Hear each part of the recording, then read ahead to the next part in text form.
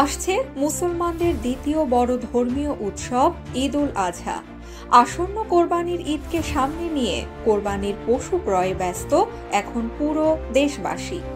ধর্মপ্রাণ মুসলমানরা মহান আল্লাহকে খুশি করার জন্য প্রিয় পশুটি কুরবানি করবেন। ঈদ উল আজহার দিন কোরবানির পশু কিনতে হাটে যাওয়ার সময় সাথে কি রাখবেন, যেগুলো না রাখলে আপনি বিপদে পড়তে পারেন মুহূর্তেই। চলুন জেনে নেওয়া যাক। পশুর হাটে গিয়ে যাতে আপনার সময়, অর্থ আর কষ্ট সবই সাশ্রয় হয়, এজন্য নিতে হবে বেশ কিছু পদক্ষেপ। টাকা পয়সা পর্যাপ্ত পরিমাণে সাথে রাখুন, তবে অবশ্যই তা প্রয়োজনের বেশি নয়।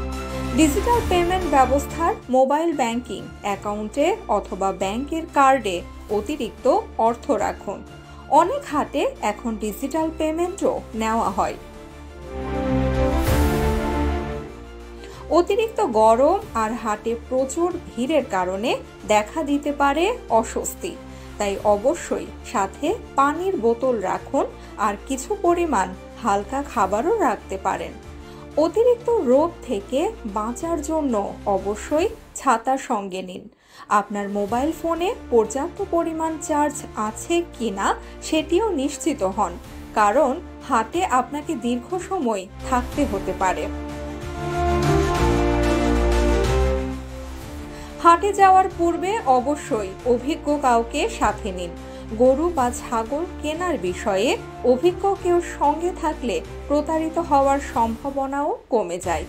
পশুর স্বাস্থ্য, দাঁতের সংখ্যা, ওজন ইত্যাদি যাচাইয়েও তারা সাহায্য করতে পারেন আপনাকে। পশু কেনার পর গরু বা ছাগলকে নিয়ন্ত্রণে রাখতে রশি প্রয়োজন হয়। হাটে পশুর সাথে সরবরাহ করা দড়ি অনেক সময়ই দুর্বল থাকে, তাই নিজস্ব মজবুত দড়ি সাথে নিন। হাটে যাওয়ার পূর্বে অবশ্যই জাতীয় পরিচয়পত্র সাথে রাখুন। অনেকে বড় পশু কেনার সময় বিক্রেতার পরিচয় নিশ্চিত করতে বলে। নিজের পরিচয়পত্রও কাজে লাগতে পারে সেক্ষেত্রে। আর হাটে প্রচুর পরিমাণে ভিড় থাকায় নিজেকে নিরাপদ রাখতে অবশ্যই মাস্ক ও হ্যান্ড স্যানিটাইজার সাথে রাখুন। কাঁচা পশুর গন্ধ ও ধুলোবালি থেকেও সংক্রমণ থেকে আপনাকে রক্ষা করবে। গাড়ি ও পরিবহন ব্যবস্থা পশু ক্রয়ের আগেই ঠিক করুন। অনেক সময়ই পশু কেনার পর ট্রাক, পিকআপ বা ভ্যান পাওয়া দুষ্কর হতে পারে। মনে রাখবেন, পশু কেনা শুধু একটা লেনদেন নয়, এটা একটা ইবাদত।